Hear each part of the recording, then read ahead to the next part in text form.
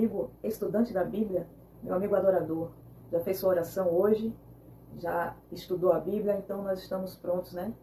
Através das instruções do nosso professor, o Espírito Santo, o autor da Bíblia. Nós estamos gratos a Deus por termos a sua palavra em nossas mãos, tão acessível, né? E já tendo feito as nossas orações, os nossos estudos, vamos conversar um pouco sobre Levítico 19 hoje. Peço a você que não esqueça de deixar aquele joinha, tá? Aquele like para ajudar o canal a crescer e alcançar outras pessoas.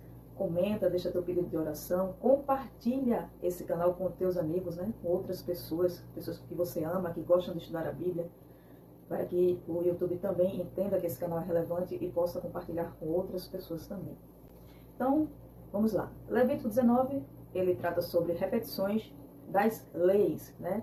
É importante, quando a gente quer que uma criança entenda algo, você está sempre repetindo, e ela vai colocando aquilo na mente de maneira que não esquecerá.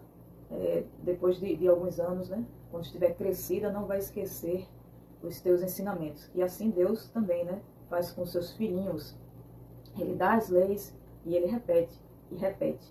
E ele pede para que nós possamos também, né? Ele deu essa instrução para o povo de Israel em Êxodo, que eles deveriam repassar os ensinamentos da Páscoa, né? Para os seus filhos, repetir aquilo ano após ano, junto com as festas, para que eles entendessem a relevância da libertação do povo de Israel. E aqui em Levítico ele repete as leis, né? Essas leis, para que servem as leis? Para a boa convivência, para o bom viver. Já aqui no primeiro verso, diz assim, ó, o Senhor disse a Moisés, fale a toda a congregação dos filhos de Israel e diga-lhes, sejam santos, porque eu, o Senhor, o Deus de vocês, sou santo. Não é a primeira vez que Deus fala isso, então é importante para nós. Se Deus repete é porque tem grande importância, grande valor. Então, sede santo porque Deus é santo. E ele diz, cada um, olha a segunda coisa, né, que ele fala aqui, né, no verso 3, cada um respeite a sua mãe e o seu pai, e guarde os meus sábados, eu sou o Senhor. Veja a importância da família e do sábado, repetido logo aqui no começo, né?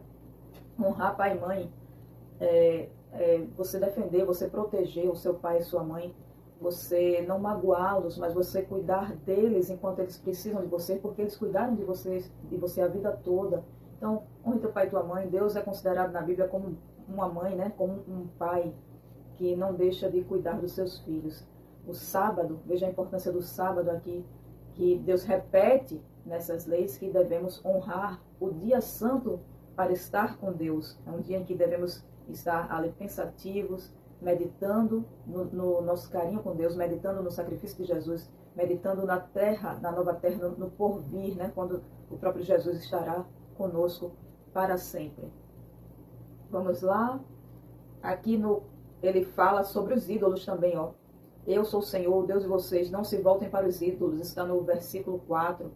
Nem façam para si deuses de metal, eu sou o Senhor, o Deus de vocês. Mais uma vez ele mostra que ele é o nosso único Deus, e é a ele que nós devemos toda a honra e toda a glória. E continua, e ele vem falando aqui a respeito dos sacrifícios, vem repetindo as leis a respeito dos sacrifícios. Também fala sobre a questão de não sacrificar a deuses, né, com D minúsculo, né?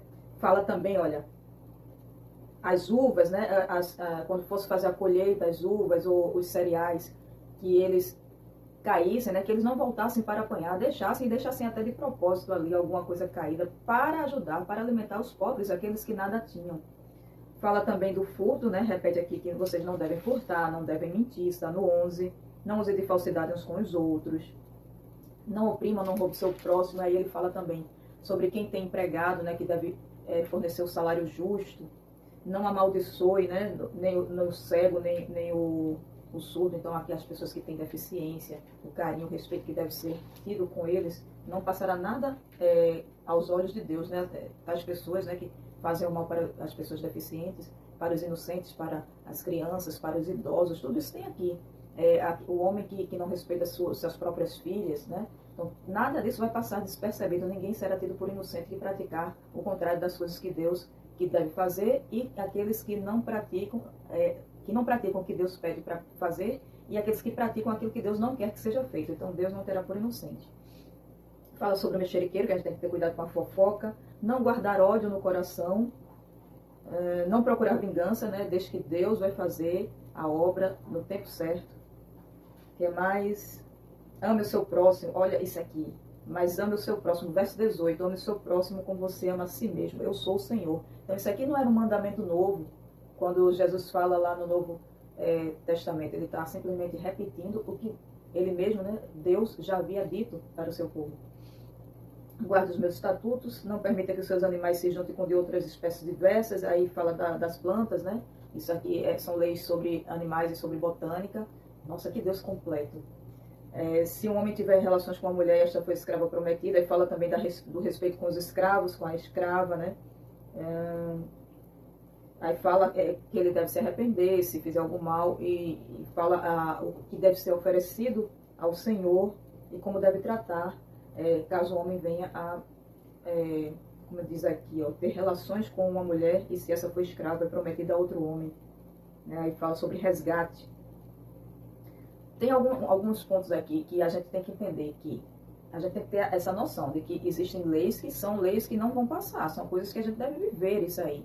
E também existem aquelas leis que eram para a época, que eram regionais, que eram específicas para aquele povo. Então a gente tem que ter esse cuidado de saber separar, né? De discernir. O que mais que a gente pode ler aqui? Tudo isso aqui vocês precisam ler na própria Bíblia, tá? Eu creio que vocês lerão, porque isso aqui é um resumo. Isso aqui que eu falo é só um resumo, né? É só para a gente debater aquilo que estudamos.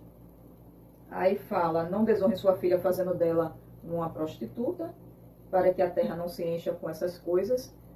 Guardem os meus sábados, olha, repete aqui, e fala tanto dos sábados como das festas sábado. Sábado do 7º dia, as festas também. Eu sou o Senhor, ele diz, ao verso 30. 31, não se voltem para os necromantes, ou seja, não consultar mortos, não participar dessas religiões que consultam pessoas que já morreram. Mais na frente a Bíblia vai explicar que isso não são pessoas, são obras demoníacas. A própria Bíblia explica, não sou eu, Daniela, quem estou falando, tá? E aqui, eu creio na Bíblia, eu sou cristã e eu creio na Bíblia. Fala sobre os idosos, olha, verso 32, o respeito que devemos ter pelos idosos e anciãos.